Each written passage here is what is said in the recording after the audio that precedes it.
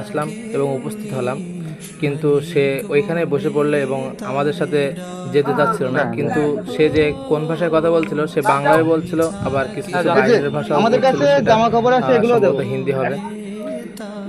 আমরা বুঝিয়ে তাকে আমরা সাথে করে নিয়ে যাচ্ছিলাম।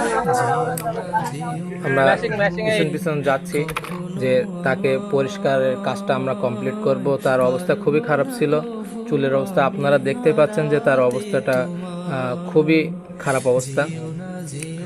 আমরা নিয়ে যাচ্ছি, কিন্তু কোন জায়গায় আমরা কোন স্যার ভেবেছিলাম ছিলেন? যে আমরা তাকে রাজি করাতে পেরেছি, কিন্তু সে রাজি হয়নি। তো আমাদের সামনে যে লোকটা আসছে, মুরব্বী লোকটা, ইনি তার সাথে আবার হিন্দি ভাষায় কথা বললো। হিন্দি ভাষায় কথা বলার পরে সে একটু পরিস্থিতি সামাল দেওয়ার পরে সে বুঝলো এবং তাকে আমরা পরবর্তীতে নিয়ে যেতে সক্ষম হই। এবং আমাদের একটি যে টিম, সে টিমের একজনকে সে ধাওয়াও করে লাঠি নিয়ে। আমরা ভয় পেয়ে যাই যে তাকে রাজি করাতে পারবো কি না, কিন্তু